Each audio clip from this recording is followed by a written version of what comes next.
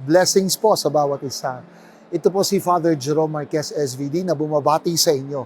Ako po ngayon ay narito sa Our Lady of Piat Shrine sa Doña Remedios Trinidad dito sa Bulacan. At nais kong makapanayam natin sa araw na ito ang chaplain ng shrine na ito at maintindihan natin ang pagsibol ng shrine na ito dito sa Diocese ng Malolos. Samahan niyo po ako.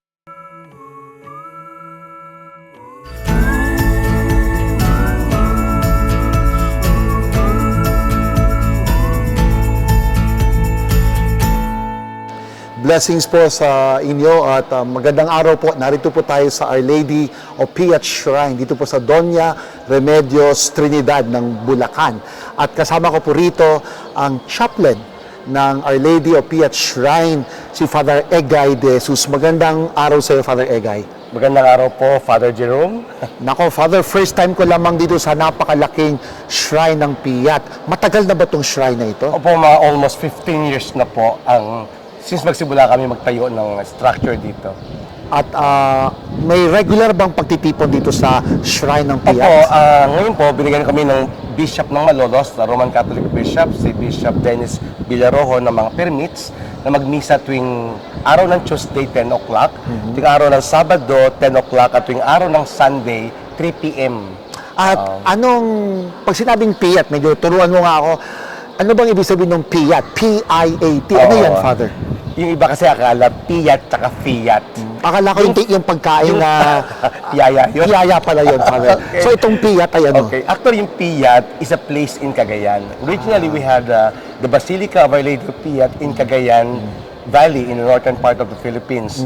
That's almost 400 plus years. Ano? Okay. Afterwards, 15 years ago, the Mahal na Birhen ng Piat Foundation, our foundation, got an inspiration to put up this small chapel that was becoming a big church like this para magkaroon ng debosyon ng mga tao. Kasi sa buong Pilipinas, ang Piat lamang ang nasa northern part ng Luzon. Hindi siya kumalat sa buong Pilipinas.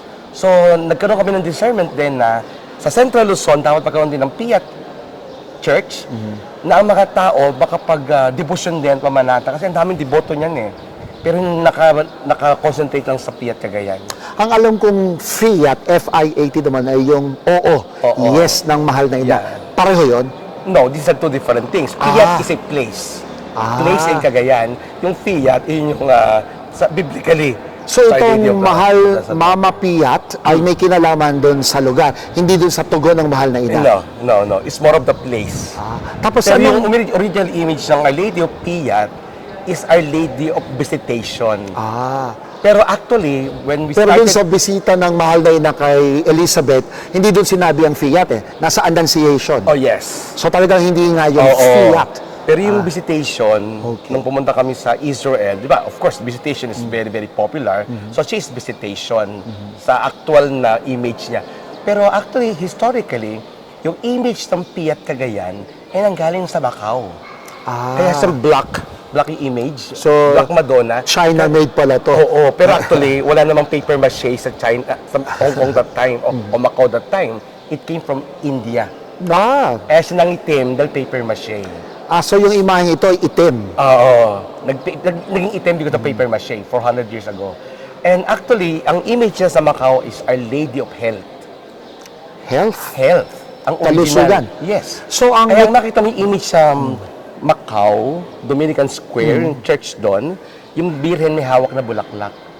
At yung Jesus may hawak din bulaklak. The same image na may hawak ng bulaklak dito sa Piat. So may kinalaman sa mga may karamdaman na Yes. gumagaling ang isa sa mga milagro That's the reason. ng Mama Piat. Yeah, that's the reason. Kung sa Piat Cagayan, ang naging popular siya kasi nagkaroon ng tribal war noon eh. Ba't dumating ang Birhen, nagkaroon ng tribal peace. Dito, maraming may sakit. Sa Manila, nearby provinces. Kasi ganun ang lugar na pwede silang pumunta para, alam mo naman, ang mission ng simbahan magpagaling. Spiritually, physically, emotionally. And that's what this shrine is all about. Kaya yung Our Lady of Health in reality ay naging refuge sa mga tao para magkaroon ng kagalingan. Ito ang kailangan ng tao ngayon. At the last pag times. pumupunta rito yung mga devotees ba ang tawag sa kanila?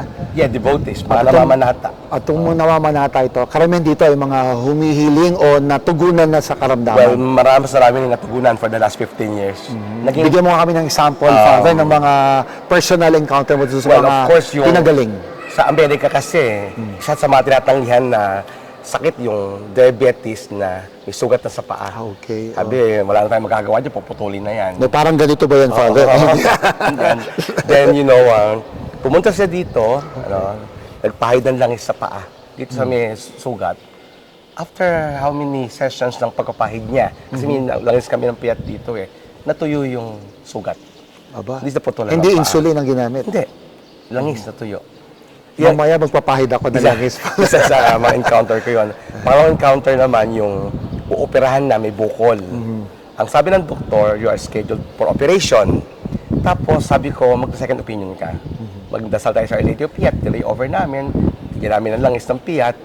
Alam mo, nagtaka siya noong minsan ng second opinion, nawawala yung bukol. So hindi siya naoperahan. Until now, she's still alive. And that was almost 8 years ago. At anong kinalaman ng banal na misa doon sa healing? Kasi sa bisa na, of course, Eucharist is always healing. Yun naman nature ng sacraments of the Eucharist. It's a sacrament of mercy, sacrament of healing. Not only the body, but also the spirit. Spirit and body, something like that. Kaya dito, may mga, yung mass namin dito, we really, relatively, call it mass for the sick. Okay. Mass for the sick. Kaya ang mga tao, alam nila na, ang intention talaga dito ay para gumaling yung mga tao. Medyo yung imahe niya, yung bulaklak sa kamay, hindi pa kami nilagay kasi nga nabulok We always put them fresh flowers. Okay. Then, yung Our Lady of Piat na to, ang imahe niya yung, hindi naman siya actually paper mache, Since kami naman gumawa ng original na imahen, So, kahoy ba to? kahoy ito. Ah, wow. It was actually sponsored by Mr. Ruben Santos. Anong klaseng kahoy to, Father, itong ginamit na to? Batikulin. Batikulin. And that naturally black na yon. Naturally black na. Hindi ka mukha doon sa Piat ka. Parang color mo na rin, Father, yung mamapiyat na. Mag-ina na kami. Hindi ka mukha doon sa paper mache na nag-develop ng blackness. Ito talaga natural na black. Ganun.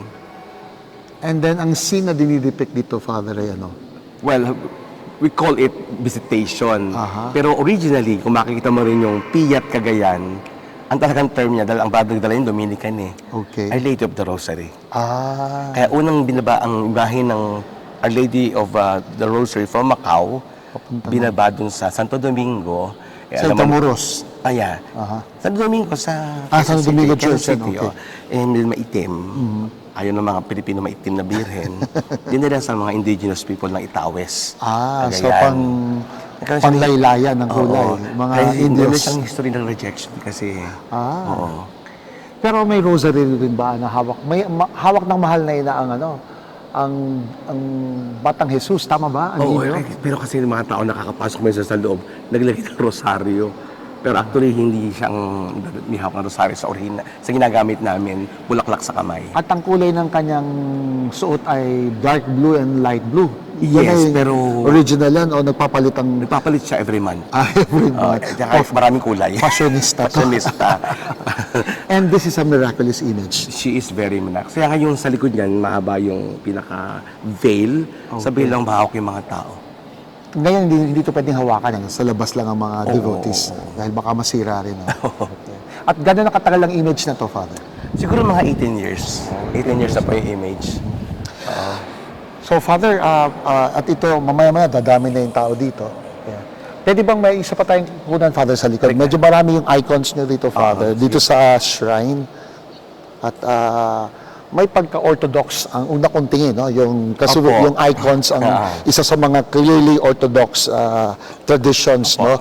Yung imahe ng mga santo, ni Jesus, Yes. ng Holy Trinity, ng Mahal na Ina. Pero bakit narito yan? Wala bang confusion dito? Wala naman po, kasi nung ginawa naman namin to, intention na rin gawing parang either sacristy or tabernacle. Napasok ng tabernacle, either or.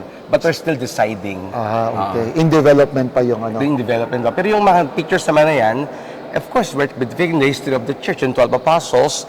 Then yung lahat ng pictures dyan, makikita mo, ay kwento ng mahal na birhen. Okay, yes, sige, Father. Biblically, no? Kung makita mo dito yung sa gilid. Kwento ng mahal na Oo, birhen pala to. Ito yung, Sige nga, Father. ito yung Pakita natin. Annunciation.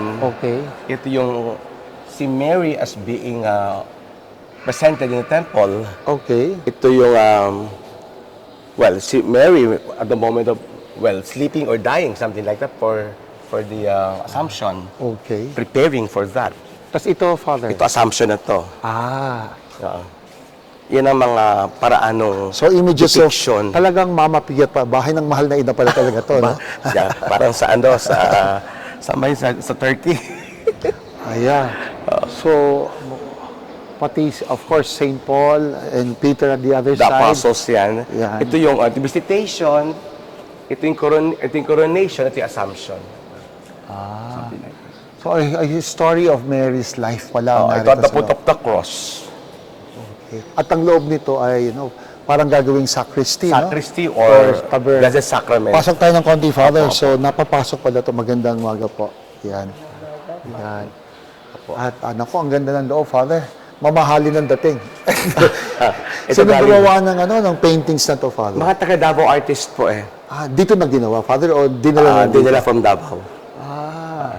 Nako. Ang mahal ng mga icons mo, Father.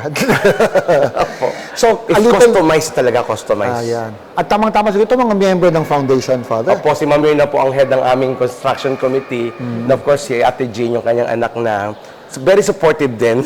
At matagal na po ba, Ma'am Mirna Yao, itong foundation ng Mama Piat? Father, we will lend her the microphone. Brief lang naman. Pero ang foundation Yeah. Si Ma'am Mirna Yao ay bahagi ng foundation? Opo. Okay. Siya ang aming vice president at siya po ang aming head ng construction committee. Ma'am Mirna, briefly lang, gano'n nakatagal anong pangalan ng foundation ng Mama Piat? Mahal na Birhen ng pagdalaw ni Ina ng Piat. At matagal na po ba itong foundation na ito? Oo, pero nung nag-start ako dito, 2008. At anong layon ng foundation na ito, ng Mahal na Birhen ng Mama Piat? Ano gusto niyang mangyari? May patayo ang simbahan ni Mama Piat kasi nga parang sign na dapat meron tayo sa Bulacan ng Mama Piat katulad sa Tugigaraw, Cagayan. And sa totoo lang po, talagang ano namin dito is makatulong sa mga may sakit. Talagang clear din, no? Very clear. At saka sa mga may hirap, para matulungan sila, makaangat. Pero ang importante, kahit kaya mayaman, kung wala kang, ang gamot kung minsan doesn't work, talagang God is miraculous. Ang lakas niyo sa ina, ha? At siya si Madam Jane, Madam Jane. Pwede bang konti lang na mensahe mula kay Madam Jane, Ma'am? Yan. Sige po, Madam. ka-feast niya, ang birthday niya, ka-feast ni Mama Piat, July 2. At miyembro po kayo ng foundation. Jane, pwede makuha ang last name mo? Hawakan niyo na lang po. So, Jane Yao Tiu. Anak kayo ni Yeah. Madam At bakit sumasama ka sa nanay mo sa Mama Piat? Because, Mama Mary's always been very close to us, right? And nung na-introduce, I think nung 2008 si Mama Piat, parang we felt like, miracle, no? For our lives, yun. Not only health, but overall. So, we want to share that to other people also.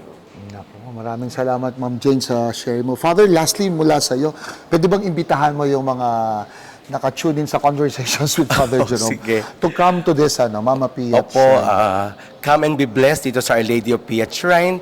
Everybody is welcome dahil ito po ay para sa lahat na binuksan ng ating ina sa pamamagitan namin na ang biyaya ng mahal ng Birhen at ang biyaya ni Jesus, ang kanyang dakilang awa ay may pagkaloob sa ating lahat.